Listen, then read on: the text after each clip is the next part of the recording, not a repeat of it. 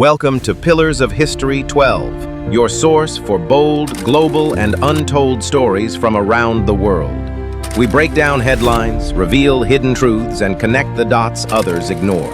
Subscribe and stay informed with facts that matter. Disclaimer: this video is for educational and informational purposes only. All content used falls under fair use. We do not promote hate, violence, or misinformation. Viewer discretion is advised. On June 23, 2025, Interim President Assimi Goïta of Mali met with President Vladimir Putin at the Kremlin.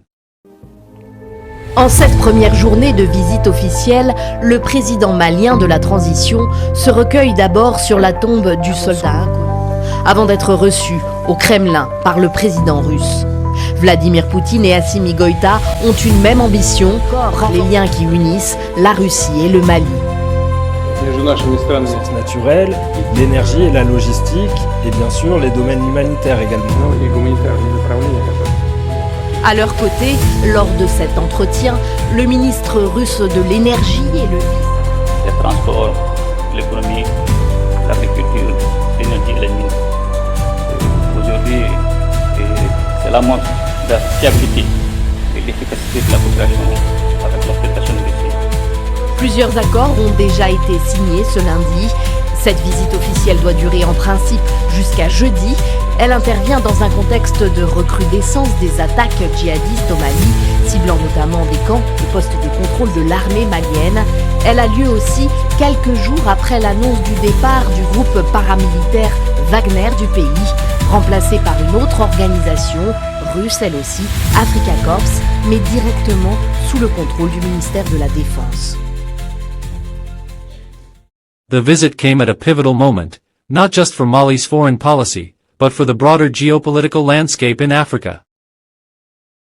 The two leaders held formal discussions focused on expanding cooperation across multiple sectors, including defense, trade, energy, logistics, mining, and nuclear development. This meeting was seen as a continuation of Mali's redefined international approach, one centered on sovereignty, self-determination, and diversified partnerships.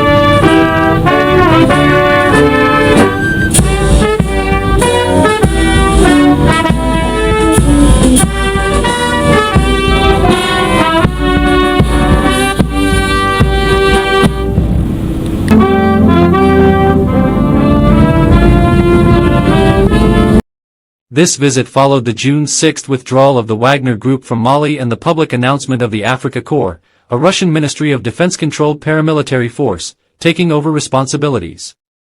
This transition marked a shift from a loosely managed military presence to a formalized, state-backed partnership, suggesting a longer-term and more structured approach to defense collaboration. The timing of the visit appeared to reinforce that shift. President Goïta's arrival in Moscow just days after Wagner's exit signaled a clear intention to solidify and reassure ongoing Russian support, even under a new command structure. From the beginning, Russia and Mali emphasized historical ties. The two countries have shared diplomatic relations for 65 years. Over 10,000 Malian specialists have been trained in Russia since independence, laying a foundation for today's cooperation. One of the most notable developments was the launch of a Russian-backed gold refinery project in Bamako. Set to process 200 tons of gold annually, this joint venture includes Russia's Wagner Group and a Swiss investor, with Mali holding the majority stake. The facility is expected to generate over 1,500 construction jobs and hundreds of permanent positions. The gold refinery is not just an economic milestone, it reflects Mali's goal of adding value locally, improving transparency in gold exports, and gaining greater control over its resources. As Africa's fourth-largest gold producer, Mali has long exported raw materials with limited domestic benefit. This project signals a strategic shift toward resource sovereignty. Beyond mining, another key agreement was signed on the peaceful use of nuclear energy. This long-term cooperation includes the design and construction of nuclear infrastructure, research reactors, particle accelerators, water desalination, nuclear fuel services, and safety measures. The project reflects Mali's interest in energy diversification and scientific advancement.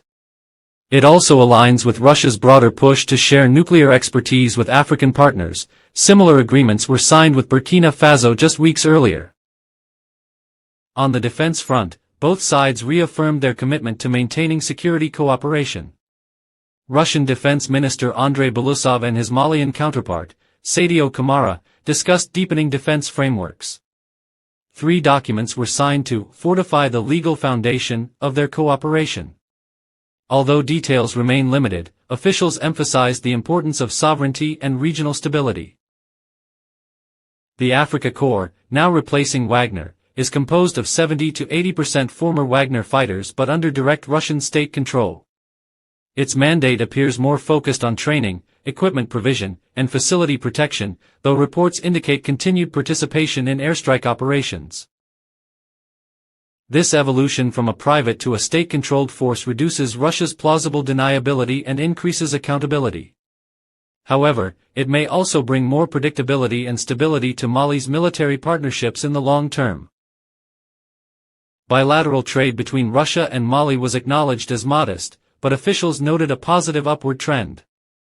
Both leaders discussed further cooperation in transport, logistics, culture, and sports, indicating a broader scope beyond just security and mining. International reactions have been mixed. Western countries have expressed concern, citing human rights records and democratic transition delays. However, both governments framed their partnership as a mutual respect for sovereignty and development, devoid of political conditions. For Mali, this moment reflects a larger recalibration, moving away from relationships perceived as paternalistic or ineffective, and toward those offering pragmatic solutions on terms that prioritize national interests. As global alliances shift, partnerships like this suggest that African states are actively choosing their own paths, not in isolation, but through diversified cooperation. Whether viewed as strategic necessity or historical realignment, the message is clear: new partnerships are reshaping Africa's position in the world.